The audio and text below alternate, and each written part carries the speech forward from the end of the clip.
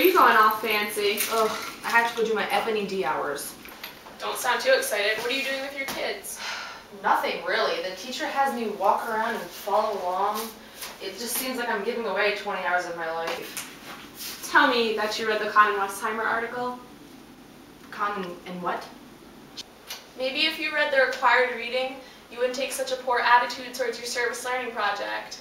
Poor attitude? I don't have an attitude towards anything. I'm just giving away the hours that was asked of me. But what about caring for your students and helping them change? If you're only doing this for your grade, how are the kids supposed to benefit? Well, if you're so enlightened, why don't you tell me? I'm sorry if I make you feel bad. I know you don't have bad intentions, but this is a common misunderstanding. Even President Bush has trouble making a distinction between charity versus change. Shocking. Focus. Bush wants us to dedicate our time to voluntary community service according to the No Child Left Behind Act. But as Con and Westheimer point out, he made no point of changes that address the structural injustice that leaves so many in need. This kind of service runs the risk of being understood as a kind of non-blaze oblige, or a private act of kindness performed by the privileged, providing token amounts of needed aid yet never identifying or responding to structural problems. So that means? It means that going to your service learning placement is not about the time you spend with the kids, but it's about what you accomplish during the time that you're there. How am I supposed to make something of the time I spend with my kids? Well, what do you think Con and Westheimer would suggest? I don't know. Maybe he'd say I should ask the teachers and students what they're planning on learning, and then I can help them reach that goal. Yes, that would be what Con and Westheimer would call addressing and responding to a structural problem.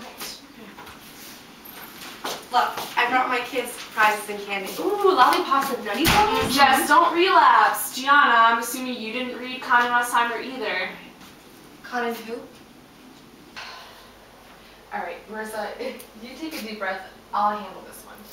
Gianna, this is an intervention, and we're doing it because we love you. So just put the bag down and walk away. We'll just leave it there. I don't get it. What's wrong with my prizes? Well, does giving things away provide integral solutions for structural problems? I mean, the kids work hard, so they should deserve a reward. But they don't need your charity. They need you to help them learn. Besides, giving things away dulls what should be an enriching experience. So am I supposed to make my service more meaningful? Well, by fostering authentic, experience-based learning opportunities to motivate students, of course. Okay, so I know what I have to do, but I don't know how to do it. Well, Con and Westheimer say that a meaningful reflective component transforms the educational experience by engaging students in critical thinking. English, please? I think we do this through our service learning journals because it's a way for us to reflect. Huh, I get it. I have some writing to do. It's a good thing I have all this candy to stay focused. Yeah, you do that. I'm going to go to my placement. I can't wait to discover what ways I can promote learning through change. Bye, guys. Bye. Want some candy? Sure. But do you know what I really want? What? To tell you about this awesome time when I was in my service learning placement and had such a Con and Westheimer moment. Go for it.